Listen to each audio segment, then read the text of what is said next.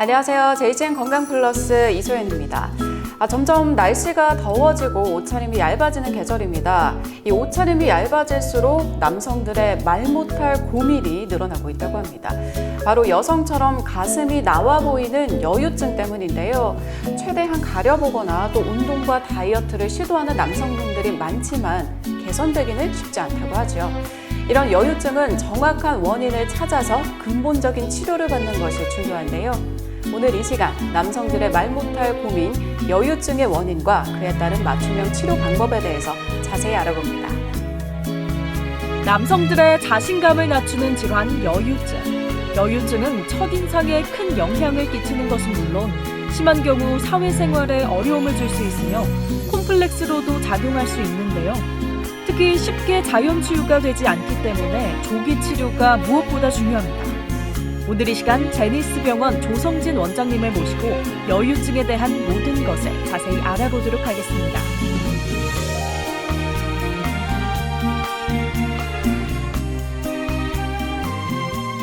오늘 제니스 병원의 조성진 원장님과 함께합니다. 원장님 안녕하세요. 안녕하세요. 네, 반갑습니다.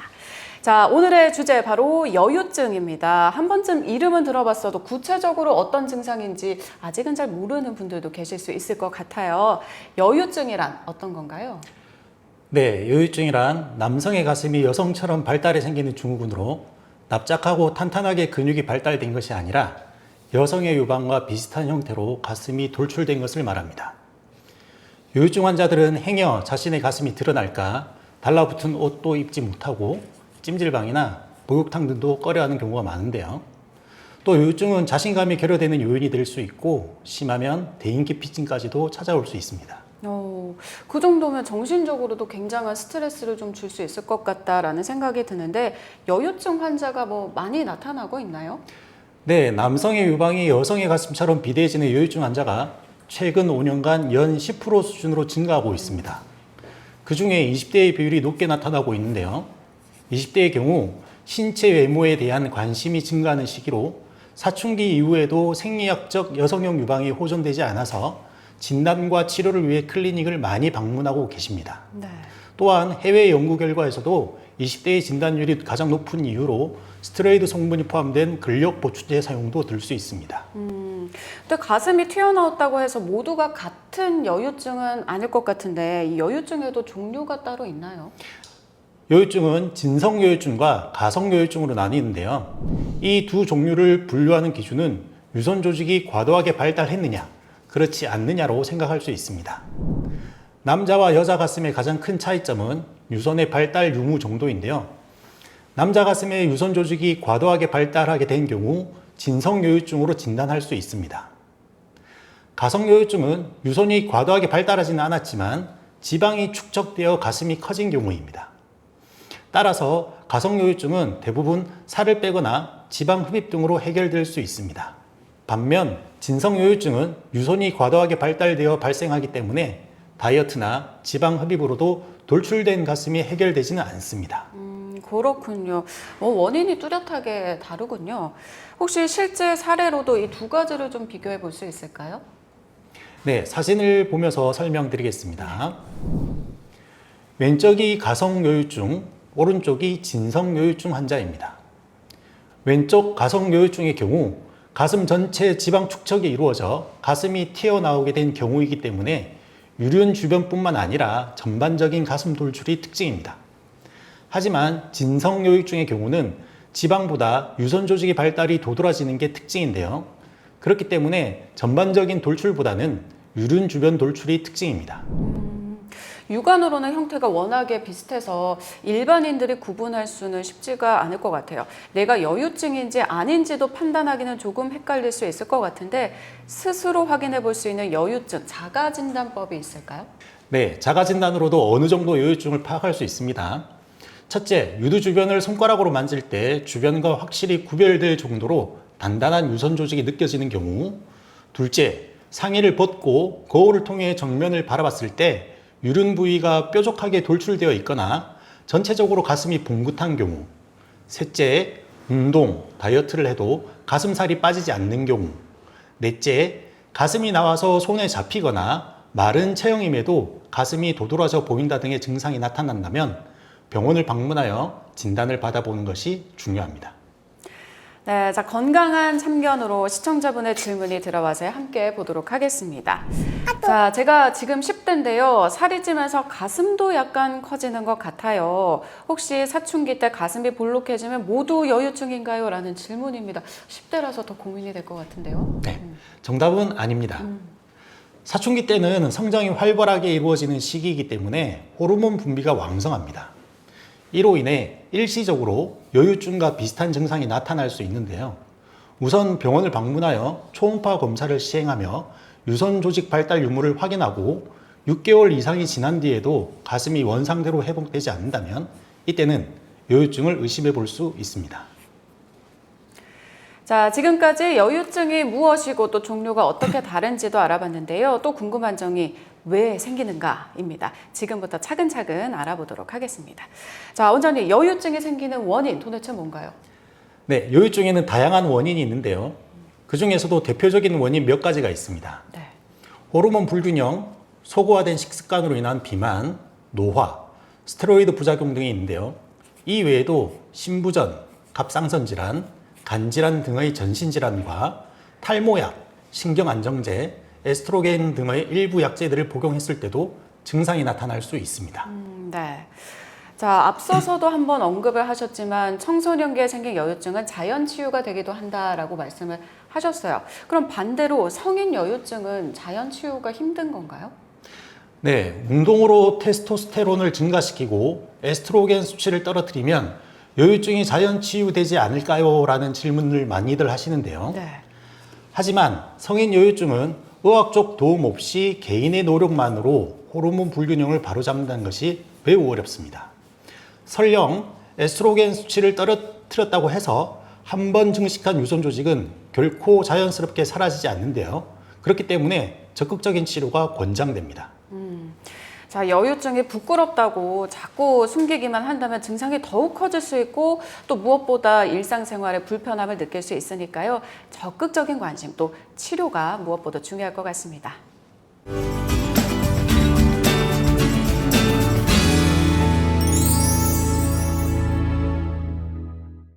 건강 플러스 여러분 함께하고 계십니다. 여유증이 의심이 된다면 일단 검사부터 받아봐야 될 텐데요. 외관상으로도 1차적으로 확인이 가능하지만 사람마다 증상과 원인이 모두 다르기 때문에 정밀한 검사가 필요하다고 합니다. 자, 원장님, 그러면 여유증 검사, 이건 어떻게 진행이 되는 건가요? 네, 여유증의 증상이 나타났다면 여유증인지 아닌지 구분하고 그 원인을 파악하기 위해 검사를 진행해야 하는데요. 정확한 진단을 위해 다양한 검사가 활용됩니다. 네. 유방 초음파 검사는 환자의 유방 상태를 한눈에 보여주는데요. 지방은 저음용으로, 유선은 고음용으로 촬영되기 때문에 여유증을 감별하기 쉽습니다. 또한 남성 및 여성 호르몬 농도를 파악하는 혈액 검사는 여유증과 혼동될 수 있는 다른 질환들을 감별할 때 사용되는데요. 즉, 환자가 남성 유방암이나 신경섬유종, 지방종 등에 걸렸음에도 불구하고 여유증에 걸렸다고 오진하지 않기 위함입니다. 진성여유증이라면 필요에 따라 간, 신장, 갑상선 기능 검사 등을 추가로 받아야 할 수도 있습니다. 그렇군요. 자, 종류에 따라서는 초음파에서 고음영 또 저음영으로 나타난다고 하셨는데 저희가 실제 사진이랑 함께 또 비교를 해볼 수 있을까요? 네, 사진을 보며 설명드리겠습니다. 초음파로 진단을 할 때 가성여유증은 흰색의 유선 조직 사이에 검은색 지방 성분이 많이 끼어 있으며 네. 진성여유증은 주로 흰색의 유선 조직이 분포하며 사이에 검은색의 지방이 섞여 있는 형태입니다. 그렇군요. 그런데 갑자기 든 궁금증인데 흔하진 않지만 남성들도 유방암이 발생하기도 하잖아요. 혹시 여유증 검사를 하면서 유방암 여부도 알 수가 있는 건가요? 네, 여유증 검사 시 유방암 여부도 확인할 수 있습니다. 네. 남성 유방암은 통증이 없고 증상도 뒤늦게 나타나 쉽게 인지하지 못하는 경우가 많은데요. 남성이라도 유두 밑에 딱딱한 혹이 만져지거나 유두에서 분비물이나 피가 나오고 피부 수축, 궤양 등이 발생한다면 유방암을 의심해 볼 수 있습니다. 네. 여유증인 경우 유방암과 달리 살짝 통증이 있고 만져지는 몽울이 비교적 부드럽다는 차이가 있습니다. 차이점도 있군요.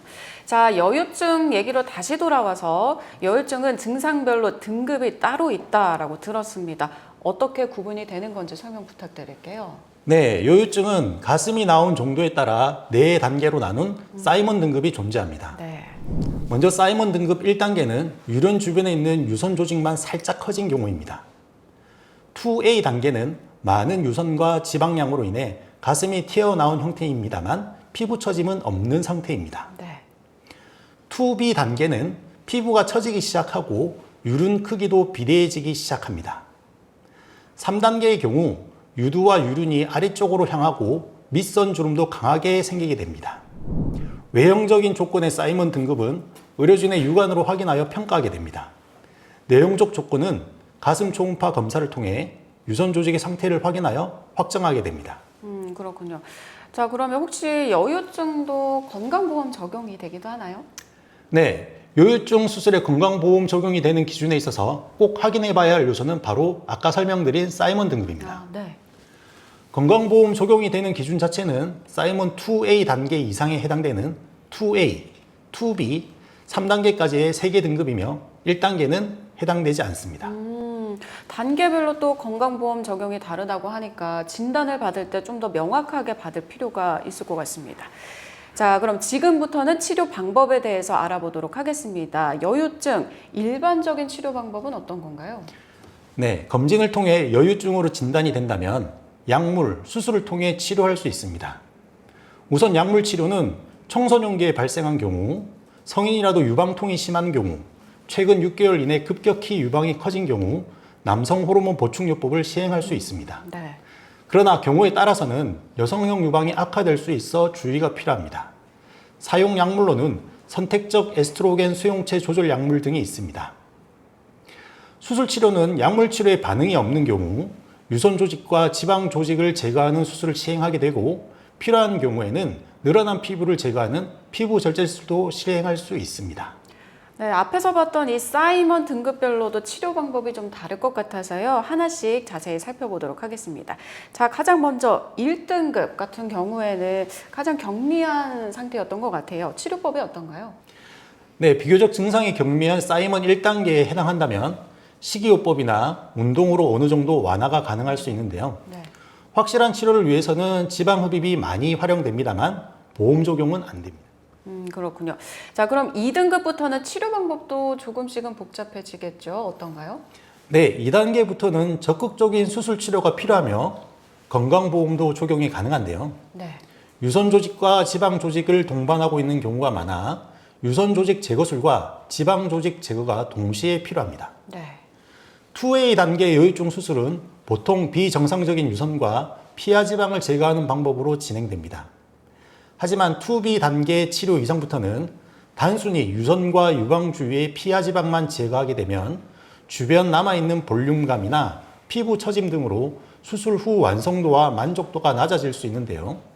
2B 단계 치료는 유선 조직 제거는 물론 가슴 전체와 겨드랑이를 포함하여 보다 넓은 부위에 걸쳐 다량의 피하 지방을 제거해야 수술 후 자연스러운 결과를 볼 수 있습니다. 네. 특히 다량의 피하 지방을 제거하다 보면 피부 처짐이 생길 수 있어 여유증 수술과 동시에 피부 처짐을 방지하기 위한 고주파를 이용한 피부 리프팅이 필요할 수도 있습니다.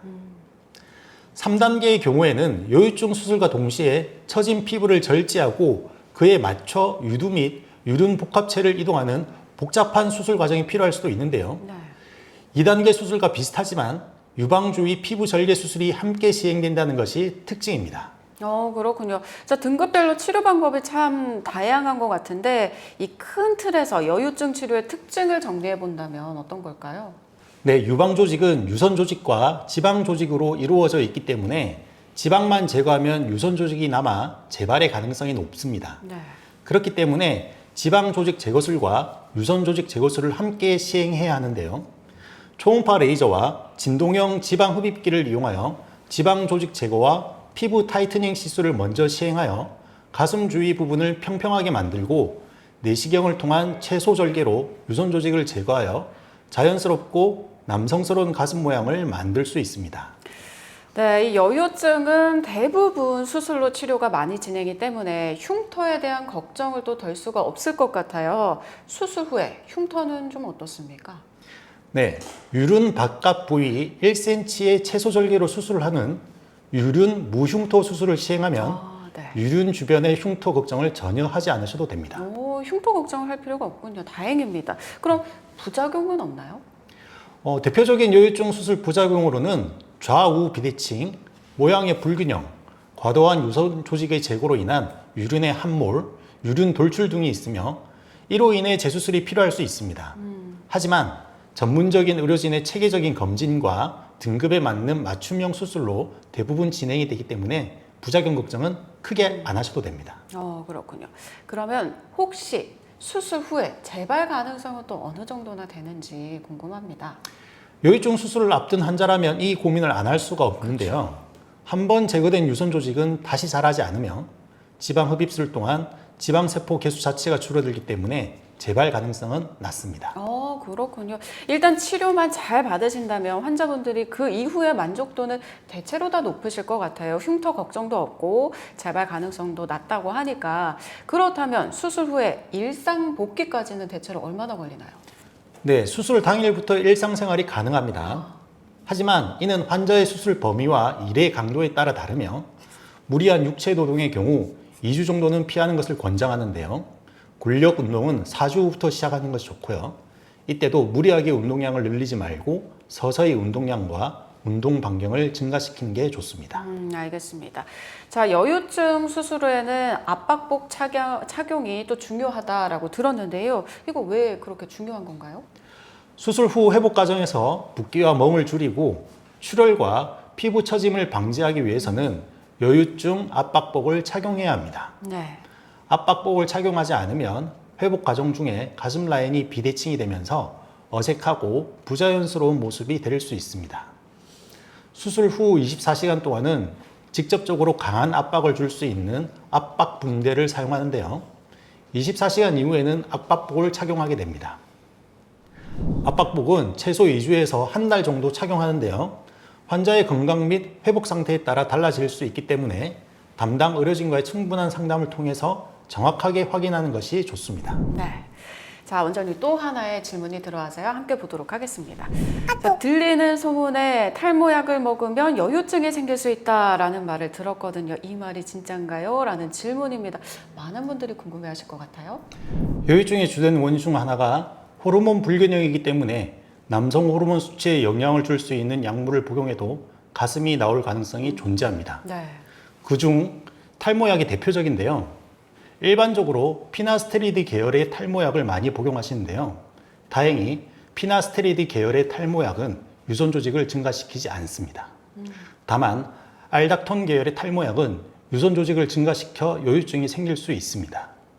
복용을 중단하면 가슴이 원상태로 돌아갈 수 있으나 회복 기간은 제각각입니다. 짧게는 한두 달 내에 바로 효과가 나타나고 길게는 6개월에서 1년까지도 여유증 증상이 남아있을 수 있습니다. 네. 자, 지금까지 여유증의 원인과 또 치료법에 대해서 이야기 나눠봤는데요. 사실 무슨 병이든 미리 예방할 수 있는 게 가장 좋겠죠. 자, 여유증을 하기 위해서 평소의 생활 습관 관리는 어떻게 하는 게 좋을까요? 네, 과체중이나 비만으로 인한 여성형 유방증을 예방하기 위해서는 걷기, 달리기, 자전거 타기 등 유산소 운동을 꾸준히 해주는 것이 좋습니다. 가슴에 지방이 쌓이고 딱딱해지면 잘 사라지지도 않기 때문에 유의하셔야 하는데요. 그리고 평소 식습관 개선도 중요합니다. 소고화된 기름진 식습관을 버리고 지방질이나 육류 섭취를 줄이는 것도 여유증 예방에 도움이 됩니다. 네. 자, 오늘 남성들의 말 못할 고민 여유증에 대해서 자세한 이야기 나눠주셨는데요. 마지막으로 시청자 여러분께 당부 한마디 부탁드리겠습니다. 네, 여유증을 해결하기 위해서 여유증에 대한 올바른 인식이 필요합니다. 여유증은 질환이기 때문에 식단 조절이나 운동만으로 완벽하게 해결할 수 없는데요. 겉으로 보기에는 살이 찐 것 같아 보이지만 다른 원인을 가지고 있을 확률이 매우 높기 때문에 그에 따른 해결책을 강구해야 합니다. 따라서 여유증이 의심된다면 자의적인 판단보다는 정확한 진단을 통해 치료를 받는 것이 중요합니다. 네, 오늘 알려드린 정보 꼭 기억하셔서 자신감도 되찾으시면 좋을 것 같습니다. 오늘 함께해 주신 제니스병원 조성진 원장님 좋은 정보 감사합니다. 감사합니다. 노출이 많아지는 계절 여름입니다. 이 여름철이 되면 야외 스포츠를 즐기는 분들이 많으시죠. 여름철 운동은 수분이 많이 배출되기 때문에 다른 계절보다 쉽게 지칠 수 있다고 합니다. 운동 중에는 휴식 시간 자주 가지시고요. 수분도 자주 보충해 주시기 바랍니다. JCN 건강 플러스 여기서 인사드리겠습니다. 함께해 주신 여러분 고맙습니다.